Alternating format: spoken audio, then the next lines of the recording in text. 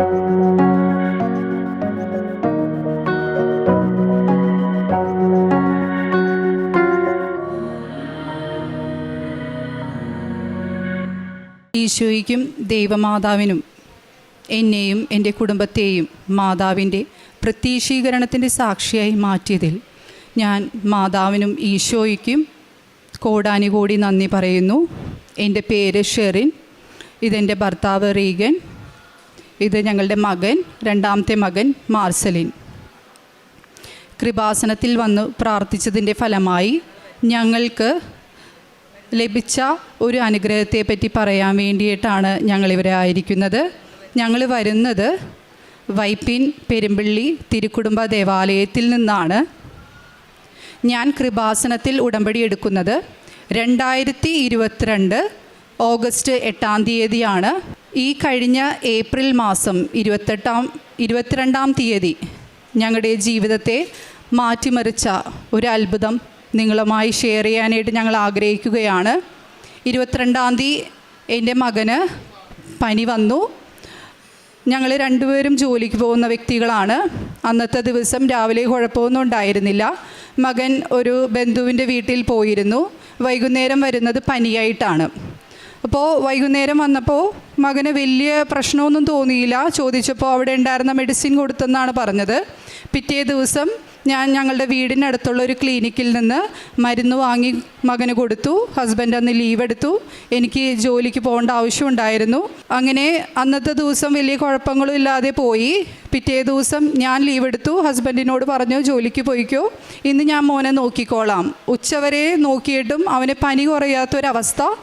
അങ്ങനെ ഞാൻ ഒറ്റയ്ക്കായിരുന്നു. എനിക്ക് 2 മക്കൾ വേറെയുണ്ട്. 3 പേരും ചെറുതാണ്. അപ്പോൾ ഞാൻ എൻ്റെ ഡാഡിനെ വീട്ടിലേക്ക് വിളിച്ച് വരുത്തിയിട്ട് അടുത്തുള്ള ഒരു ഡോക്ടറിനെ കാണിക്കാൻ കൊണ്ടുപോയി. ഡോക്ടർ ടെമ്പറേച്ചർ നോക്കിയപ്പോൾ പറഞ്ഞു, മകന് പനി വളരെ കൂടുതലാണ്, അടുത്തുള്ള ഏതെങ്കിലും ഹോസ്പിറ്റലിൽ കൊണ്ടുപോകുന്നതായിരിക്കും നല്ലതെന്ന് പറഞ്ഞു. അങ്ങനെ വീടിനടുത്തുള്ള തന്നെ വേറൊരു ഹോസ്പിറ്റലിൽ ഞാൻ മകനെയുമായിട്ട് പോയി. എനിക്ക് അവനെ എടുക്കാൻ കയ്യിൽ കോരിയെടുത്താണ് ഞാൻ മകനെയും കൊണ്ട് പോയത്. അത്രയും അവൻ്റെ സിറ്റുവേഷൻ ഭയങ്കര ക്രിറ്റിക്കലായിരുന്നു. അവിടെ ഹോസ്പിറ്റലിൽ ചെന്ന് അവർ ബ്ലഡ് ടെസ്റ്റ് ചെയ്തു. ബ്ലഡ് ടെസ്റ്റ് ചെയ്തപ്പോൾ കൗണ്ട് നോക്കിയപ്പോൾ അവർ പറഞ്ഞു, ഇത് മെനിഞ്ചൈറ്റീസ് ആകാനാണ് സാധ്യതയെന്ന് പറഞ്ഞു. എൻ്റെ മനസ്സിലൂടെ പോയി, ഇങ്ങനെ വരാൻ യാതൊരു കാരണവുമില്ല, ഇത് ഞങ്ങൾക്ക് ഇങ്ങനൊരു രോഗം ദൈവം വരത്തില്ല, അങ്ങനെയൊക്കെയുള്ള ചിന്തകളായിരുന്നു എൻ്റെ മനസ്സിലൂടെ പോയിരുന്നത്. ഞാൻ ഇങ്ങനെ തന്നെ ആയിരിക്കില്ലെന്ന് എന്നെ മനസ്സിൽ പ്രതീക്ഷിച്ചാണ് ഞാൻ അവിടെ ആയിരുന്നത്. ഞാൻ ഒറ്റയ്ക്കായിരുന്നു. അവരെന്നോട് പറഞ്ഞു, ഇവിടെ ഞങ്ങൾക്കിത് സാധിക്കില്ല, നിങ്ങൾ എറണാകുളത്തുള്ള ഏതെങ്കിലും നല്ല ഹോസ്പിറ്റലിൽ കൊണ്ടുപോകാൻ പറഞ്ഞു. ഞാൻ ഹസ്ബൻഡിനെ അറിയിച്ചു. ഹസ്ബൻഡ് വേഗം ജോലി സ്ഥലത്തു നിന്ന് എത്തി. ഞങ്ങൾ രണ്ടുപേരും കൂടി എറണാകുളത്തുള്ള ലിസി ഹോസ്പിറ്റലിൽ ചെന്നു. വൈകുന്നേരമായി. അവർ കാഷ്വാലിറ്റിയിലാണ് നമ്മളെടുത്തത്. അവിടെ ചെന്നപ്പോഴും അവർ ഇത് തന്നെ നമ്മളോട് പറഞ്ഞു, ഇത് മെനിഞ്ചൈറ്റീസ് ആകാനാണ് സാധ്യത, കൊച്ചിൻ്റെ കൗണ്ട് കൂടുതലാണ്, ടെമ്പറേച്ചർ കൂടുതലാണെന്ന് പറഞ്ഞു. നിങ്ങൾ എന്തായാലും അഡ്മിറ്റ് ചെയ്യുമെന്നും പറഞ്ഞു. ഞങ്ങൾ ഓക്കെ അഡ്മിറ്റ് ആകാമെന്ന് പറഞ്ഞു. അതൊരു 24-ാം തീയതി ആയിരുന്നു, ഫ്രൈഡേ. അങ്ങനെ ഡോക്ടേഴ്സ് വന്നു, നമ്മളെ കണ്ടു. രാത്രി ആയതുകൊണ്ട് അവർ പറഞ്ഞു, നമുക്ക് പിറ്റേ ദിവസം കുറച്ച് ടെസ്റ്റുകൾ നടത്തണം, അതുകൊണ്ട് കുട്ടീനെ ICUയിലോട്ട് മാറ്റണേണെന്ന് പറഞ്ഞു. പിറ്റേ ദിവസം എനിക്ക് ഒരു പരീക്ഷയുണ്ടായിരുന്നു. അത് ഞങ്ങളുടെ ജോലിക്ക് ഏറ്റവും അത്യാവശ്യമായിട്ടുള്ളൊരു എക്സാമാണ്. ഞാൻ രാവിലെ 7 മണിയായപ്പോൾ എൻ്റെ ട്യൂട്ടറെ സാറിനെ വിളിച്ച് പറഞ്ഞു, സാറേ എൻ്റെ മകൻ ഹോസ്പിറ്റലിൽ അഡ്മിറ്റാണ്, എനിക്ക് ഈ പരീക്ഷ എഴുതാൻ സാധിക്കില്ല, അത് ഗവൺമെൻറ് സർവീസിലുള്ള അധ്യാപകർക്ക് ഏറ്റവും അത്യാവശ്യമായിട്ടുള്ളൊരു എക്സാം ആയിരുന്നു. അപ്പം ഞാൻ പറഞ്ഞു, ഇല്ല, ഞാൻ അടുത്ത പ്രാവശ്യം എഴുതിക്കോളാം എന്നാണ് അന്ന് പറഞ്ഞത്.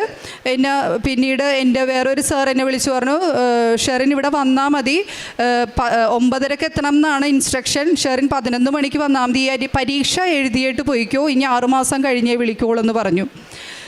ഞാൻ പറഞ്ഞില്ല, എനിക്ക് വരാൻ സാധിക്കില്ല, എൻ്റെ മോന് ഇങ്ങനെ അസുഖമായിട്ടിരിക്കണേണ്. അവർ പക്ഷേ എന്നെ നിർബന്ധിച്ചു. ഹസ്ബൻഡ് പറഞ്ഞു, എന്തായാലും പോയി എഴുതിക്കോ. അങ്ങനെ ഞാൻ മനസ്സോടെ അന്ന് ആ പരീക്ഷ എഴുതാൻ പോയി. തിരിച്ചു വന്നപ്പോഴേക്കും ഇവൻ ICUയിലാണ്. ICUവിലാണ്. ടെസ്റ്റുകളൊക്കെ നടത്തി. ഇവൻ്റെ ബാക്ടീരിയൽ കൗണ്ട് 322 പറഞ്ഞു. വളരെ കൂടുതലാണ്. ഇവൻ ആ ദിവസം മുതൽ ഒട്ടും ഇമ്പ്രൂവ്മെൻ്റ് ഇല്ല, കുറഞ്ഞുകൊണ്ടിരിക്കണേണ്. ഇവൻ്റെ ഓർമ്മയും എല്ലാം കുറഞ്ഞു പോകുന്ന അവസ്ഥ. ഇവൻ അന്ന് ശനിയാഴ്ച ഞങ്ങളോട് ഭക്ഷണം ആവശ്യപ്പെട്ടു. അവർ പറഞ്ഞു ഓർമ്മയില്ലാത്ത അവസ്ഥയിൽ കുഞ്ഞിന് ഭക്ഷണം കൊടുക്കാനായിട്ട് സാധിക്കില്ല. പക്ഷേ ഇവൻ്റെ സങ്കടം കണ്ടപ്പോൾ ഞങ്ങൾ അവരോട് നിർബന്ധിച്ച് എന്തെങ്കിലും കൊച്ചിന് കൊടുത്തോട്ടെ എന്ന് പറഞ്ഞപ്പോൾ അവർ പറഞ്ഞു എന്നാൽ കൊടുത്തോ, പക്ഷേ ശ്രദ്ധിക്കണമെന്ന് പറഞ്ഞു. അന്ന് അവന് കുറച്ച് ഭക്ഷണം വൈകുന്നേരം കൊടുത്തു. സൺഡേ സെയിം പോലെ തന്നെ ഇവന് ഓർമ്മയൊന്നുമില്ല. വൈകുന്നേരം ഇപ്പോൾ ഡോക്ടേഴ്സ് പറഞ്ഞു ഇവന് കുഴപ്പമില്ല, എന്തെങ്കിലും നിങ്ങൾ ഭക്ഷണം വേണമെങ്കിൽ കൊടുത്തോ എന്ന് പറഞ്ഞു. അങ്ങനെ പകുതി ബണ്ണാണ് ഞാൻ അന്ന് കൊടുത്തത്. അത് കഴിഞ്ഞ് ഇവന് ഉറങ്ങിപ്പോയി. വൈകുന്നേരമായപ്പോഴേക്കും കഞ്ഞി കൊണ്ടുവന്നു. അവർ പറഞ്ഞു കൊടുക്കണ്ട. എന്നാലും എൻ്റെ മനസ്സിന് ഇത്രയും ദിവസം കൊച്ചു ഭക്ഷണം കഴിക്കാത്തൊരു അവസ്ഥ ചെയ്തുകൊണ്ട് എനിക്ക് മനസ്സിനൊരു വിഷമമായിരുന്നു. ഞാൻ അവരോട് പറഞ്ഞു ഞാൻ 2 സ്പൂൺ കഞ്ഞി മോന് കൊടുത്തോട്ടെ എന്ന് പറഞ്ഞു. ICU തന്നെയാണ് അന്ന്. അപ്പോൾ സിസ്റ്റേഴ്സ് പറഞ്ഞു വേണ്ട, എന്നാലും ചേച്ചി പയ്യെ ഇത്തിരി എന്തെങ്കിലും കൊടുത്താൽ മതി എന്ന് പറഞ്ഞു. അങ്ങനെ ഞാൻ 2 സ്പൂണൊന്നും അവൻ കഴിച്ചിട്ടില്ല. അത് കഴിഞ്ഞ് അവൻ്റെ കണ്ണടഞ്ഞതാണ്. പിന്നെ അവൻ കണ്ണ് തുറന്നിട്ടില്ല. പിറ്റേ ദിവസം 27-ാം തീയതി രാവിലെ ഡോക്ടേഴ്സ് ഞങ്ങളുടെ അടുത്ത് വന്നു പറഞ്ഞു കൊച്ചിന് MRI എടുക്കണം, കൊച്ചിൻ്റെ സിറ്റുവേഷൻ വളരെ മോശമായിക്കൊണ്ടിരിക്കുകയാണ്, MRI എടുക്കണമെന്ന് പറഞ്ഞു. അങ്ങനെ കൊച്ചിന് ഇവന് അനസ്തേഷ്യൊന്നും ആവശ്യം വന്നില്ല. സാധാരണ MRIക്കൊക്കെ എടുക്കുമ്പോഴേക്കും അനസ്തേഷ്യ കൊടുക്കേണ്ടതായിട്ട് വരും. ഇവൻ പൂർണ്ണ അബോധാവസ്ഥയിലായിരുന്നു. MRI എടുത്തു. വൈകുന്നേരമായപ്പോൾ അവർ റിസൾട്ട് പറഞ്ഞു. കൊച്ചിൻ്റെ തലയിൽ വിങ്ങലുകൾ കാണുന്നുണ്ട്, അതുപോലെ കുറേ പാച്ചസ് കാണുന്നുണ്ട്. ഇത് സ്ട്രോക്ക് ആകാനാണ് സാധ്യത എന്ന് പറഞ്ഞു നമ്മളോട്. അതുകൊണ്ടാണ് കൊച്ചി ഇത്ര ബോധാവസ്ഥയിലും ശരീരം അനങ്ങാതെ ഇരിക്കുന്ന ഒരു രീതിയിലേക്ക് പോയതെന്ന് പറഞ്ഞു. ആ സമയത്ത് നമുക്ക് എന്ത് ചെയ്യണം എന്നറിയില്ല. ഡോക്ടേഴ്സിനോട് സംസാരിക്കുമ്പോൾ ഭയങ്കര നെഗറ്റീവ് ഫീലിംഗ് ആണ് നമുക്ക് തോന്നുന്നത്. അവർ തുറന്നൊന്നും പറയുന്നില്ല. പക്ഷേ എൻ്റെ മനസ്സിൽ ഭയങ്കര ഞാൻ ആ സമയത്തെല്ലാം മാതാവിനോട് ഈശോവിനോട് മുട്ടിപ്പായി അവിടെ നിന്ന് പ്രാർത്ഥിച്ചുകൊണ്ടിരിക്കണേണ്. ഞാൻ മനസ്സിൽ വിചാരിക്കുന്നു ഈ ഡോക്ടേഴ്സ് എന്താ ഇത്രമാത്രം നമ്മളെ ടെൻഷൻ അടിപ്പിക്കുന്നത്. എൻ്റെ മനസ്സിൽ പറഞ്ഞു കൊച്ച് 3-ാം ദിവസം കണ്ണ് തുറക്കും. അതെനിക്ക് ഭയങ്കര ബോധ്യമായിരുന്നു. ആ വിശ്വാസം എനിക്ക് മനസ്സിലുണ്ടായിരുന്നു. ഞാൻ പ്രാർത്ഥിച്ചുകൊണ്ടിരുന്നു. അമ്മ മാതാവിനോട് ഞാൻ പ്രാർത്ഥിച്ചുകൊണ്ടിരുന്നു. അങ്ങനെ എൻ്റെ ചേച്ചിയും ഭർത്താവും വിദേശത്താണ്.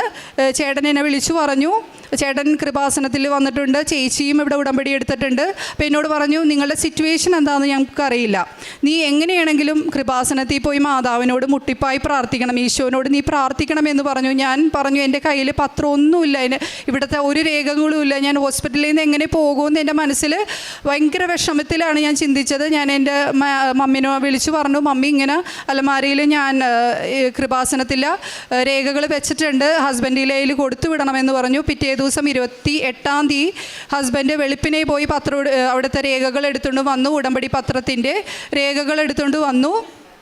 ഞാൻ എൻ്റെ ബ്രദറുമായി അന്ന് രാവിലെ ഇവിടെ എത്തി. ഞാൻ ഇവിടെ പറഞ്ഞു എനിക്ക് അച്ഛനെ കണ്ട് പ്രാർത്ഥിക്കണമെന്ന് പറഞ്ഞു. പക്ഷേ ഞാൻ ഉടമ്പടിയിലായിരുന്നില്ല. അപ്പോൾ എന്നോട് പറഞ്ഞു ഉടമ്പടി പുതുക്കണം എന്ന് പറഞ്ഞു. ഞാൻ ഉടനെ ഉടമ്പടി പുതുക്കി അച്ഛനെ കണ്ടു പ്രാർത്ഥിച്ചു. മാതാവിനോട് ഞാൻ കരഞ്ഞു പ്രാർത്ഥിച്ചു. അമ്മയ്ക്കല്ലേ ഒരു അമ്മയുടെ വേദന അറിയുള്ളൂ. എൻ്റെ മകനെ നഷ്ടപ്പെടുന്നുള്ളൊരു സിറ്റുവേഷനിലാണ്. അമ്മയും ഈ ഒരു ഈശോൻ്റെ പീഡാനുഭവ സമയത്ത് അമ്മ സഹിച്ച അതേ വേദനയിലൂടെയാണ് ഞാൻ കടന്നു പോയിക്കൊണ്ടിരിക്കുന്നത്. എൻ്റെ മകനെ എനിക്ക് തിരിച്ചു തന്നെ എന്ന് ഞാൻ കരഞ്ഞു പ്രാർത്ഥിച്ചു.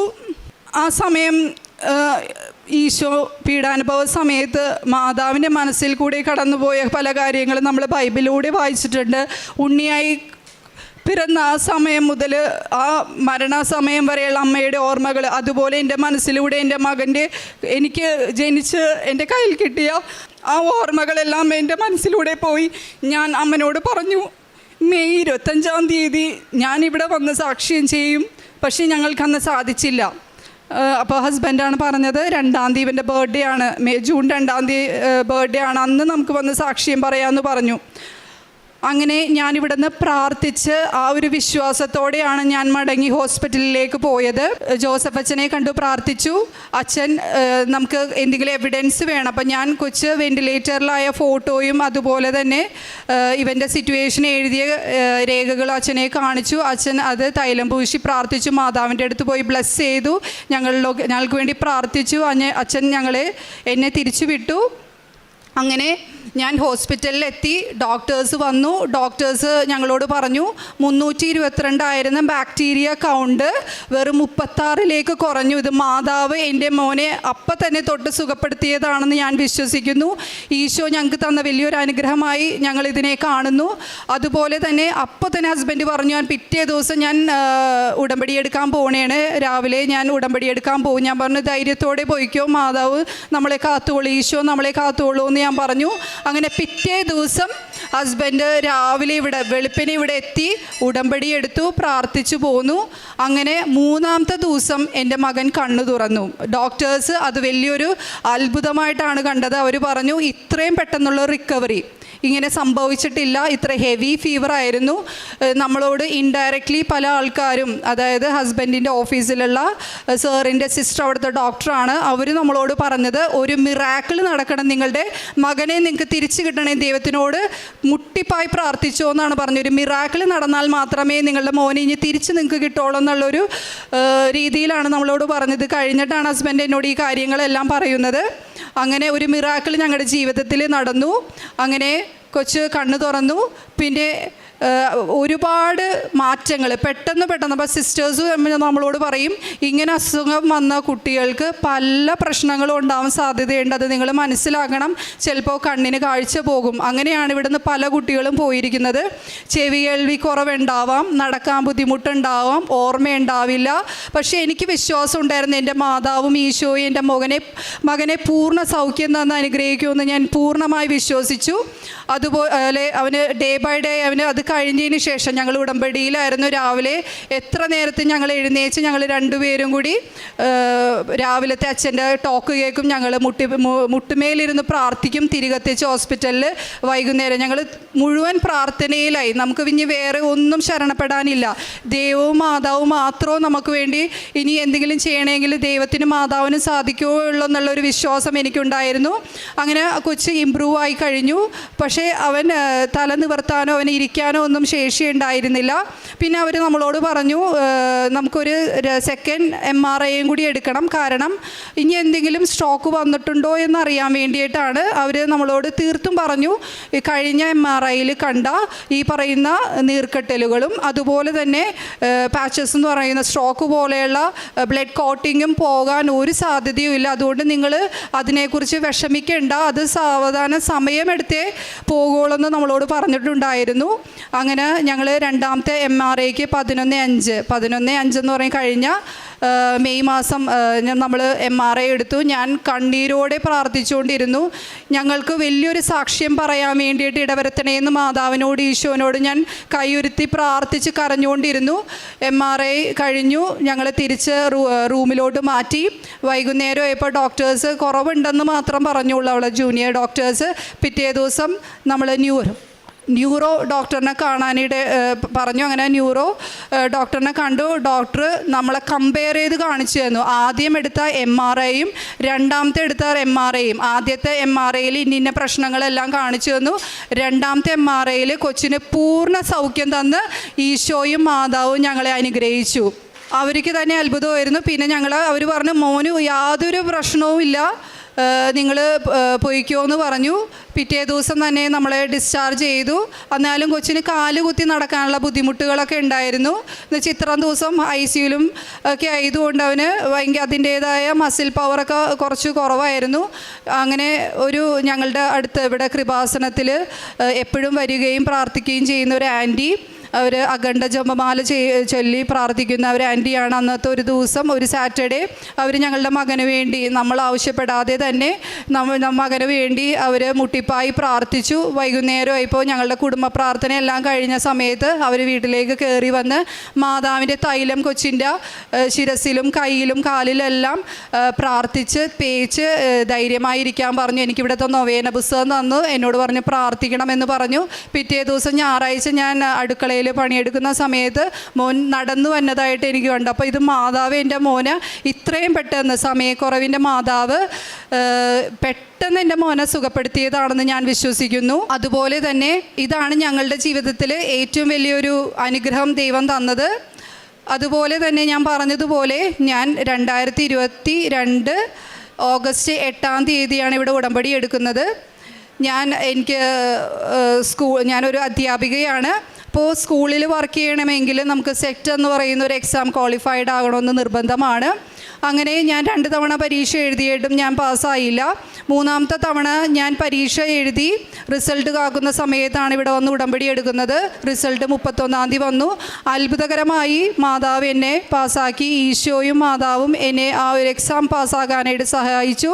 ഇത് നോട്ട് ബൈ, അച്ഛൻ എപ്പോഴും പറയാറുണ്ട് ടോക്കിൽ, not by merit but by grace എന്ന് ഞാൻ വിശ്വസിക്കുന്നു. അതേ വർഷം തന്നെ എറണാകുളത്തുള്ള ഒരു ഹയർ സെക്കൻഡറി സ്കൂളിൽ ഒരു ആഡ് വന്നു. അവിടെ ഒരു അധ്യാപികക്ക് ഒഴിവുണ്ടെന്ന് പറഞ്ഞു, ഗസ്റ്റാണ്.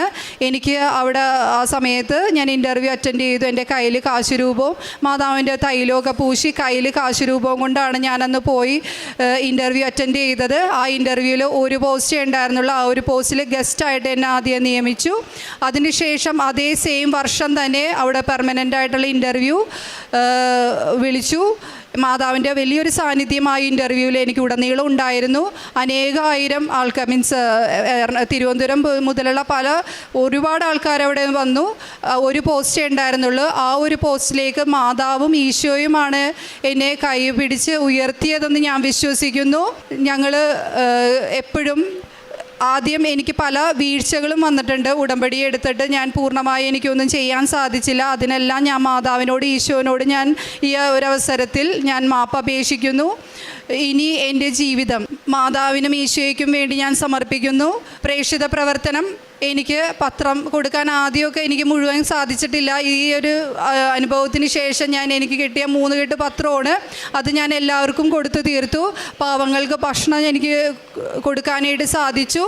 അതുപോലെ തന്നെ കുടുംബ പ്രാർത്ഥന ഞങ്ങൾ അത് കഴിഞ്ഞ് ഒരു ദിവസം പോലും എത്ര വൈകിയാലും ഞാൻ 7:30 7:45 എന്നുള്ളൊരു സമയമുണ്ടെങ്കിൽ ഞങ്ങൾക്ക് കുടുംബ പ്രാർത്ഥന എത്തിയിരിക്കും. ഒരു കുടുംബത്തിൻ്റെ ബലമാണ് കുടുംബ പ്രാർത്ഥന എന്നുള്ളത് കാര്യം ഞങ്ങൾക്ക് ബോധ്യമായി. രാവിലെ അച്ഛൻ്റെ ടോക്കും അതുപോലെ 5:30 തന്നെ ഞങ്ങൾ 2 പേരും മുട്ടുകുത്തി പ്രാർത്ഥിക്കും. ആ സമയത്തും മകനും ഞങ്ങളുടെ ഒപ്പം വന്നിരുന്ന് പ്രാർത്ഥിക്കാറുണ്ട്. ചൊവ്വാഴ്ച ദിവസത്തിൽ ഓൺലൈൻ ഉള്ള അച്ഛൻ്റെ ധ്യാനം കേൾക്കാറുണ്ട്. വൈകുന്നേരത്തെ അച്ഛൻ്റെ പ്രാർത്ഥന അത് നമ്മൾ വീട്ടിൽ കുടുംബ പ്രാർത്ഥനയ്ക്ക് ശേഷം ചൊല്ലാറുണ്ട്.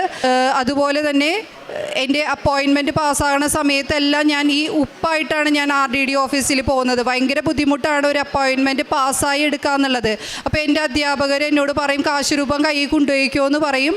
അങ്ങനെ കാശുരൂപമൊക്കെ കൊണ്ടാണ് ഞാൻ RDD ഓഫീസ് എറണാകുളത്ത് പോകുന്നത്. അവിടെ ഞാൻ ഉപ്പൊക്കെ അവർ കാണാതെ തന്നെ വിശ്വാസ പ്രമാണം ചൊല്ലി ഇങ്ങനെ ഇടാറുണ്ടായിരുന്നു. എൻ്റെ അപ്പോയിൻമെൻറ്റ് പെട്ടെന്ന് 1 വർഷത്തിനുള്ളിൽ തന്നെ മാതാവ് ഈശോയും പാസ്സാക്കി തന്നു. ഇത്ര നൽകിയ ഈശോയ്ക്കും മാതാവിനും 1000 നന്ദി. ആദ്യമേ തന്നെ സർവശക്തനായ ദൈവത്തിനും അമ്മ മാതാവിനും 1000 നന്ദി. ശരി പറഞ്ഞ പോലെ വലിയൊരു അത്ഭുതമാണ് ഞങ്ങളുടെ ജീവിതത്തിൽ കടന്നുപോയത് കഴിഞ്ഞ 1 മാസം കൊണ്ട്. ഞാൻ പലതവണ 2022 ശരൺ ഇവിടെ വരുമ്പോൾ അന്ന് ആദ്യമായിട്ടാണ് ഞാൻ കൃപാസനത്തിൽ വരുന്നത്. ഞാൻ അന്ന് എനിക്ക് അതിന് ശേഷം ഞാൻ ഒത്തിരി തവണ കൃപാസനത്തിൽ വന്നിട്ടുണ്ട്. പക്ഷേ ഉടമ്പടി ഞാൻ ഇത് എടുത്തിട്ടുണ്ടായിരുന്നില്ല. പലപ്പോഴും എനിക്ക് തോന്നിയിട്ടുണ്ട് ഞാൻ ഉടമ്പടി എടുത്തു കഴിഞ്ഞാൽ എനിക്കത് ഉടമ്പടി പാലിക്കാൻ പറ്റുമോ ഇല്ലേ എന്നൊരു വലിയൊരു സംശയം എനിക്കുണ്ടായിരുന്നു. അതൊന്ന്. പിന്നെ എനിക്ക് പലപ്പോഴും ഞാൻ ദൈവത്തിനോട് ഒന്നും ചോദിച്ച് വാങ്ങാത്ത ഒരു വ്യക്തിയാണ്. ഞാനത് ക്വാളിഫൈ ആണെങ്കിൽ മാത്രം ദൈവം എനിക്ക് തന്നാൽ മതി എന്നൊരു എനിക്ക് വിചിത്രമായ ഒരു ചിന്ത എൻ്റെ മനസ്സിലുണ്ടായിരുന്നപ്പോഴും. പക്ഷെ അതിനെല്ലാം ദൈവം അത് മാറ്റി തന്നു. ആ ഒരു ക്വാളിഫൈ എന്ന് പറയുന്ന ഒരു വാക്ക് ശരിക്കും പറഞ്ഞാൽ ദൈവത്തിനോട് കൂടുതൽ അടുക്കാൻ ഞാൻ കാണിക്കുന്ന ഒരു ശുഷ്കാന്തി ഉണ്ടായിരുന്നില്ല അതിൻ്റെ അകത്ത്.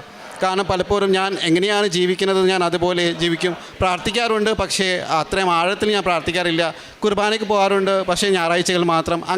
അങ്ങനെ ഒരു പൂർണ്ണമായിട്ടുള്ള ഒരു ആത്മീയ ജീവിതത്തിലൂടെ ആയിരുന്നില്ല ഞാൻ നടന്നു പോയിക്കൊണ്ടിരുന്നത്. പക്ഷേ ഈ ഒരു മാറ്റം എൻ്റെ കുഞ്ഞിന് വന്ന ഒരു വലിയൊരു അപകടത്തിൽ നിന്നും അമ്മ മാതാവും ഈശോയും രക്ഷിച്ചത് അത് വലിയൊരു അത്ഭുതം തന്നെയായിട്ടാണ് ഞാൻ കാണുന്നത്. കാരണം ഞാൻ ഒരിക്കലും അത് എൻ്റെ ജീവിതത്തിൽ ഇങ്ങനത്തെ ഒരു പ്രതിസന്ധി വരുമെന്ന് ഞാൻ പ്രതീക്ഷിച്ചില്ല.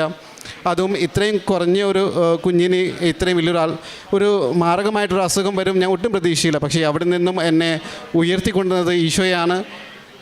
ഞാൻ ആദ്യമായിട്ട് ഉടമ്പടി എടുക്കാനുള്ള കാരണം അന്ന് ഷെറിൻ ഇവിടെ 8-ാം തീയതി ഇവിടെ ഉടമ്പടി എടുക്കാൻ വരുമ്പോൾ ഷെറിൻ പറഞ്ഞ പോലെ അനുചേട്ടൻ പറഞ്ഞത് ഇങ്ങനെയാണ്, നിങ്ങൾ ആരാണ് ഉടമ്പടി എടുത്തിരിക്കുന്നത്? ഞാൻ പറഞ്ഞു ഷെറിനാണ് ഉടമ്പടി എടുത്തിരിക്കുന്നത്, ഞാൻ എടുത്തിട്ടില്ല ഇതുവരെ. അപ്പോൾ ഷെറിൻ്റെ അടുത്ത് എങ്ങനെയെങ്കിലും കൃപാസനത്തിൽ പോകണം. പക്ഷേ എൻ്റെ ഉള്ളിലൊരു തോന്നലുണ്ടായി, എന്തുകൊണ്ട് എനിക്ക് എടുത്തുകൂടാ ഉടമ്പടി? അങ്ങനെയാണ് ഞാൻ 29-ാം തീയതി വന്ന് ഞാൻ ഉടമ്പടി എടുക്കുന്നത്. അതുപോലെ തന്നെ എൻ്റെ ഒരു റിട്ടയർഡ് സാറുണ്ട്. അപ്പോൾ ജോസ് സാർ എൻ്റെ അടുത്ത് പറഞ്ഞത് ഇങ്ങനെയാണ്, റിപ്പോർട്ടെല്ലാം ജോസ് സാറിനെയും മനസ്സിലായി. അപ്പോൾ ജോസ് സാറിൻ്റെ അടുത്ത് പറഞ്ഞു, ഇവിടെ ഒരു മിറാക്കിളാണ് നടക്കേണ്ടത്. അപ്പോൾ ജോസ് സാർ പറഞ്ഞു ഇങ്ങനെയാണ്, എനിക്കും ഇതുപോലത്തെ ഒരു അനുഭവം ഉണ്ടായിരുന്നു. 27 വർഷം മുമ്പ് ജോസാരുടെ മകനും ഇതുപോലത്തെ ഒരു അനുഭവം ഉണ്ടായിരുന്നു. അന്ന് ജോസാർ മുട്ടിപ്പായി പ്രാർത്ഥിച്ചിട്ടാണ് മകനെ തിരിച്ചു കിട്ടിയത്. അപ്പോൾ അതെല്ലാം ഇത് രണ്ടും കൂടി കൂട്ടിച്ചേർത്ത് എനിക്ക് തോന്നി, എനിക്ക് ഇനി വേറൊരു മാർഗ്ഗമില്ല, ഈശോയോട് ചെന്ന് പ്രാർത്ഥിക്കുക തന്നെ വേണം. എൻ്റെ ഒരു ആത്മീയ ജീവിതത്തിൽ വലിയൊരു മാറ്റം തന്നെ ആവശ്യമുണ്ട് എനിക്ക് തോന്നി. അങ്ങനെയാണ് ഞാൻ ഇവിടെ ഒന്ന് ഉടമ്പടി എടുക്കുന്നതും. ഉടമ്പടി എടുക്കുന്ന സമയത്ത് ഇതിനു മുമ്പ് എനിക്ക് യാതൊരു ധാരണ ഉണ്ടായിരുന്നില്ല ഉടമ്പടിയിൽ എന്തൊക്കെയാണ് പാലിക്കാനുള്ളത്. പക്ഷേ ഉടമ്പടി എടുത്തു കഴിഞ്ഞപ്പോൾ എനിക്ക് തോന്നി ഇത് എൻ്റെ ജീവിതത്തിലെ ഒരു ആത്മീയമായിട്ടുള്ള വലിയൊരു മാറ്റത്തിന് വേണ്ടിയാണ്. ചിലപ്പോൾ അത്ഭുതങ്ങൾ എൻ്റെ ജീവിതത്തിൽ ഉണ്ടായിന്ന് വരാം, പക്ഷേ അതിനേക്കാളുപരി ഞാൻ എൻ്റെ ഈശോയോട് ചേർന്ന് നിൽക്കേണ്ട ഒരു ആവശ്യമുണ്ട്. അത് ആത്മീയമായ ജീവിതത്തിൽ ഞാൻ ഒത്തിരി വളരാനുണ്ട് എന്നൊരു തോന്നൽ എനിക്ക് ഇപ്പോഴും ഉണ്ട്. പലപ്പോഴും എനിക്ക് തോന്നുന്നത് എല്ലാ ദിവസവും കുർബാന ഞാൻ ഒരിക്കലും മടക്കിയിട്ടില്ല. ഈ ഒരു സംഭവത്തിന് ശേഷം ഞാൻ പരമാവധി പള്ളിയിൽ പോയി കുർബാന കൂടാറുണ്ട്, അല്ലെങ്കിൽ ഞാൻ ഓൺലൈൻ കുർബാന കൂടും. എല്ലാ ദിവസവും കുടുംബ പ്രാർത്ഥന. ശരിയും പറഞ്ഞ പോലെ ഞങ്ങളുടെ വീട്ടിൽ പലപ്പോഴും കുടുംബ പ്രാർത്ഥന ചെല്ലാറുണ്ടായിരുന്നില്ല. കാരണം ഞങ്ങൾ പലപ്പോഴും വൈകിയാണ് ജോലിയിൽ നിന്ന് വരുന്നത്. അപ്പോൾ അതിനുള്ള സമയം ഞങ്ങൾ ഒരിക്കലും കണ്ടെത്താറുണ്ടായിരുന്നില്ല. പക്ഷേ ഈ ഒരു വലിയൊരു മാറ്റം, കാരണം എനിക്ക് പലപ്പോഴും തോന്നിയിട്ടുള്ളൊരു കാര്യമാണ്, ഞാൻ കുടുംബ പ്രാർത്ഥന ചെല്ലാതിരിക്കുമ്പോൾ എൻ്റെ മനസ്സിൽ ഒരു കുറ്റബോധം ഉണ്ടായിരുന്നു. കാരണം ഇത് വലിയൊരു ആപത്തിലേക്കാണ് ഇത് കൊണ്ടുപോകുന്നത് എന്നൊരു കുറ്റബോധം പലപ്പോഴും എനിക്കുണ്ടായിരുന്നു. പക്ഷേ എന്നാലും ഒരു മടി എപ്പോഴും ഉണ്ടായത്. കാരണം വൈകി ഓഫീസിൽ നിന്ന് വരുമ്പോൾ കുടുംബ പ്രാർത്ഥന ചെല്ലണോ വേണ്ടേ എന്നൊരു വലിയൊരു മടിയുണ്ടായിരുന്നു. പക്ഷേ ഇത് എല്ലാം മാറി. ഇപ്പോൾ എല്ലാ ദിവസവും ഞാനും എൻ്റെ വൈഫും കുട്ടികളെല്ലാവരും ചേർന്ന്, ഞങ്ങൾക്ക് 3 മക്കളാണുള്ളത്, എല്ലാവരും കൂടി ഒരുമിച്ച് ഇരുന്ന് കുടുംബ പ്രാർത്ഥന ചെല്ലാറുണ്ട്. ശരിയും പറഞ്ഞ പോലെ കുടുംബ പ്രാർത്ഥനയിലൂടെയാണ് കാണിക്കുന്നത് ഞങ്ങളുടെ ജീവിതത്തിൽ വലിയൊരു മാറ്റം ഉണ്ടായത് എന്നൊരു സത്യമാണ്. ഒരിക്കൽ കൂടെ ഇവിടെ വന്ന് സാക്ഷ്യം പറയാൻ സാധിച്ചതിന് ഞാൻ ഈശോയ്ക്കും അമ്മ മാതാവിന് ഒരായിരം നന്ദി പറയുന്നു. ഇത്രയും വലിയൊരു എന്താ പറയുക, ഒരു അത്ഭുതം ഞങ്ങളുടെ ജീവിതത്തിൽ, അതുപോലെ തന്നെ ഞങ്ങളുടെ ജീവിതത്തിൽ വലിയൊരു മാറ്റം ഉണ്ടാക്കിയതിൽ ഞാൻ ഒരുപാട് നന്ദി പറയുന്നു.